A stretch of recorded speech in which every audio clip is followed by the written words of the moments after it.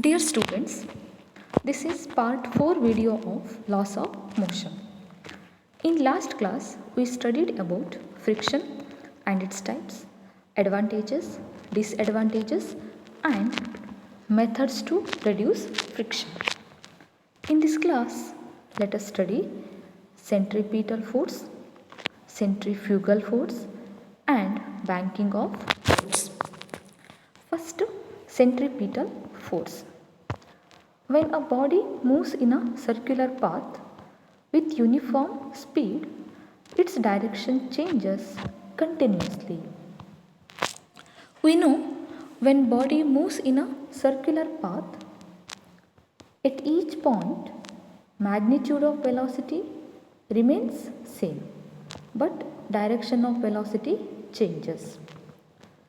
The centripetal force is force acting along radius towards center of circular path along which the body is moving with uniform speed. Okay. To understand this definition, consider a diagram. Here a body is moving in a circular path in this direction. Okay. It is the center of the circular path. Here the centripetal force is acting towards center of the path. Okay. Or centripetal force is acting along radius of the circular path. Okay. A body of mass m is moving in a circular path of radius r with constant speed v or uniform angular velocity omega, then centripetal force equal to mass into centripetal acceleration. This expression is according to Newton's second law. That is force F equal to mass into acceleration. Okay. So m into omega square r, which is equal to mv square by r. So remember these two expressions. Okay. Here omega is angular velocity and v is linear velocity. Now consider some examples on centripetal force. First one, stone tied to one end of string is wheeled, then tension in string provides centripetal force for circular motion. So consider this diagram. Here a stone tied to one end of the string is wheeled. Then centripetal force is acting towards in this direction. Okay. Okay. Right. Or along the string. Along the string.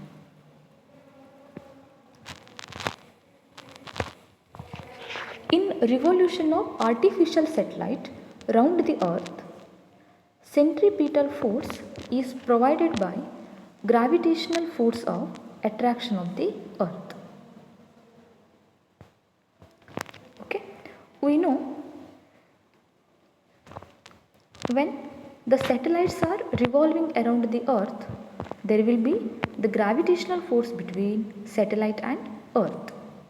Hence, that gravitational force provides centripetal force.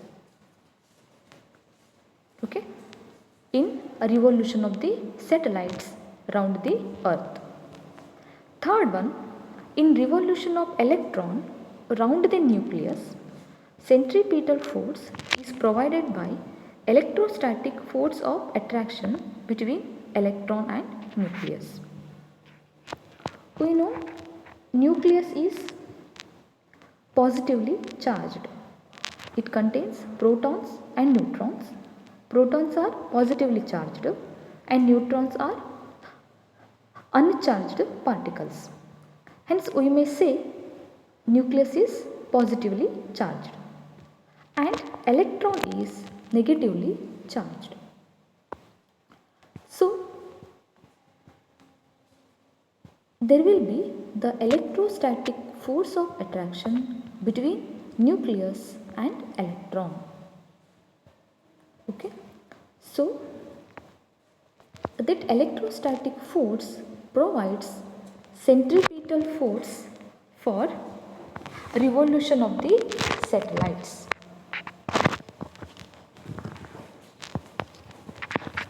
Okay, next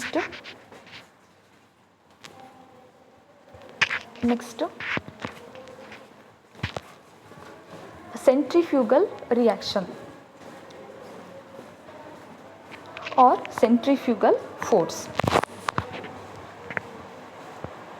Here the agent which exerts centripetal force on a body will experiences an equal and opposite reaction. This reaction acting along radius but directed away from center of circular path. It is called centrifugal force. Okay, so here centripetal and centrifugal force both are acting on a same body. Okay, but this centrifugal force is pseudo force or fictitious force, or it appears to be acts on a body. Okay, it is not real force, right? Here the centrifugal force can be defined as when a body is moving along circular path, a force appears to act on a body in a direction away from the center. Such force is called as centrifugal force. Okay, here if you consider an example, okay, here when stone is tied one end of the string and it is wheeled. In this example, both the forces are acting, centripetal force and centrifugal force, but centripetal force is acting towards the center and centrifugal force acts away from the center, and this centrifugal force appears to be acts on a stone,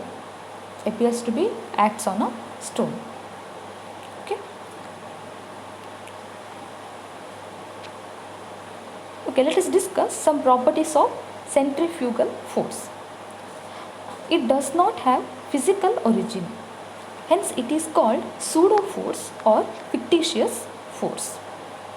Okay, so means it is not real force, it appears to be acts on a body. Second one, it appears due to inertia of a body to remain in its state. Okay. Next, third one, magnitude of centrifugal force is same as that of centripetal force. Hence, centrifugal force can be written as Fc equal to m omega square r equal to mv square by r. Okay. So expressions for both centripetal force and centrifugal force are same. Example, a person sitting in a moving vehicle experiences an outward force when vehicle takes circular turn. Stone exerts an outward force on the hand when stone tied to one end of the string. Okay, so this is about centripetal force and centrifugal force. So next is the motion of a car on level road.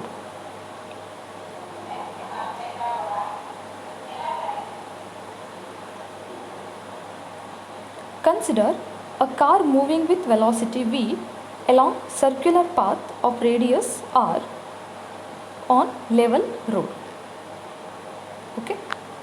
So then 3 forces acting on the car. That is, first one, weight of the car, or the force exerting by car on the road, that is W equal to mg. Next, normal reaction, and third one is frictional force. Okay, the weight of car W equal to mg acting vertically downwards, normal reaction of ground on car vertically upwards. Here one is action, another one is reaction according to Newton's third law. Okay.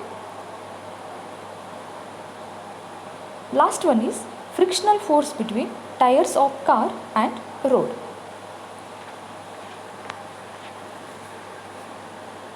Car is not accelerating along vertical direction.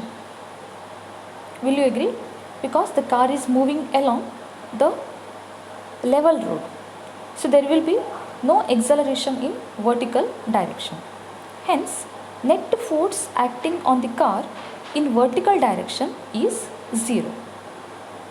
Hence, we can write here N minus mg equal to 0. Here in the vertical direction, 2 forces are acting, W equal to mg and normal reaction N. Here a negative sign is due to both forces are acting in opposite direction. Okay. Hence we will written N minus mg equal to 0. This implies N equal to mg.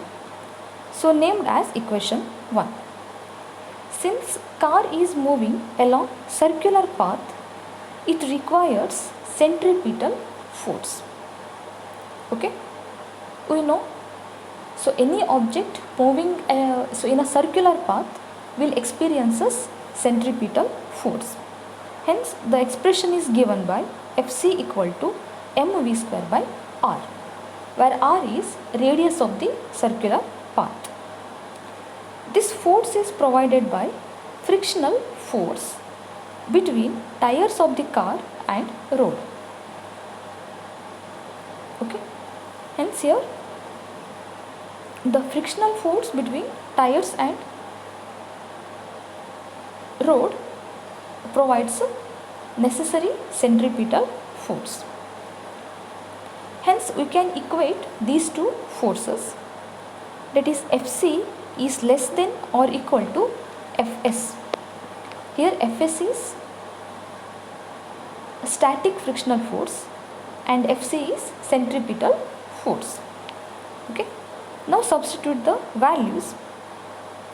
We know, so Fs equal to static friction equal to mu s into n, where mu s is coefficient of static friction. Okay. Here, so we have to obtain the expression for velocity. Hence on simplifying we will get v square is less than or equal to mu s g into r. Here we substitute n equal to mg because equation 1. Due to equation 1, n equal to mg. So v square equal to v square is less than or equal to mu s g into capital R. So v equal to or less than equal to square root of mu s g into R. So for given values of mu s, maximum safe speed of car for curved path, V maximum equal to square root of mu s g into R. Okay. Hence we can write V maximum is proportional to R because mu s is constant, that is coefficient of static friction, and g is acceleration due to gravity, that is also constant. So V maximum is proportional to capital R. Okay. So R is radius of the circular path along which car is traveling. Okay. Suppose car exceeds this value, the frictional force is not sufficient, then car can skid off. Okay, so this is important for 5 mark.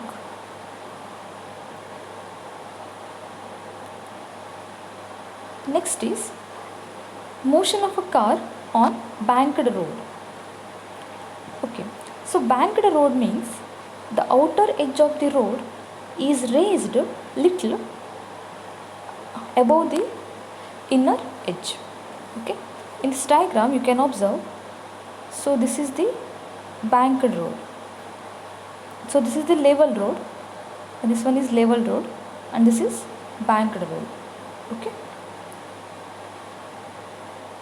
consider car of mass m moving in a circular banked road of radius r with speed v. Theta is angle of banking. In this diagram we can observe, so this angle is angle of banking.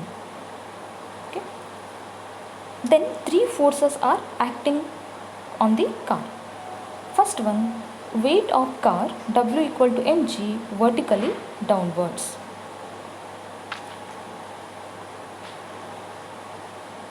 This one. Okay, next second force is normal reaction acting vertically upwards. Okay, and third one is frictional force along banked road. So this is the direction in which frictional force is acting. Okay, here the normal reaction can be resolved into two components, n cos theta and n sin theta. Here n cos theta is along vertical and n sin theta is along the horizontal. Similar way, here the frictional force Fs can be resolved into two components, Fs cos theta and Fs sin theta. Okay,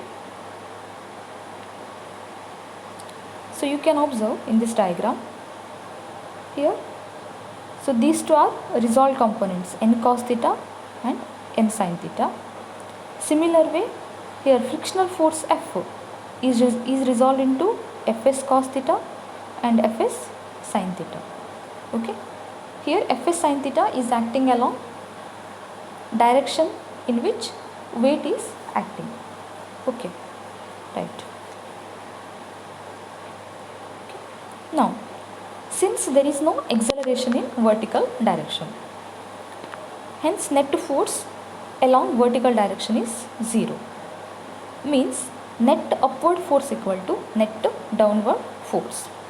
Okay, here the upward force is n cos theta, will you agree, is equal to net downward force. There are two forces are acting along same direction, hence Fs sin theta plus mg. Okay, Fs sin theta plus mg. Next, here we can write Fs sin theta or Fs equal to mu s into n. Okay, mu s into n, because we know the mu s equal to normal reaction, it's the frictional force divided by normal reaction. Okay, now rearranging the terms, here n is common, n into cos theta minus mu s sin theta equal to mg, equation 1. Here the necessary centripetal force is provided by horizontal component of n and Fs. In last derivation, means in level road derivation, the centripetal force is provided by only frictional force. Here there are two forces are acting in horizontal direction, hence the horizontal components of n and Fs. So first write here centripetal force expression mv square by r equal to the components acting along horizontal direction. So what are those? N sin theta, this one, n sin theta and Fs cos theta. Okay, n sin theta and Fs cos theta equal to, again, so we can substitute Fs equal to mu s into n. Now again here, so n is common, taken outside. We left with the terms sin theta plus mu s cos theta, equation 2. From equation 1 we can write n equal to mg by cos theta minus mu s sin theta. Substitute these values in equation 2. Equation 2 becomes, okay, here, so m and m getting cancelled. V square equal to gr into sin theta into mu s cos theta divided by cos theta minus mu s sin theta. So divided this whole term with cos theta, okay, then we are getting this expression. So here again we have to derive for the expression of velocity. Hence V equal to gr into tan theta plus mu s 1 minus mu s tan theta, taking mu s equal to 0. Okay, mu s means it is the static friction.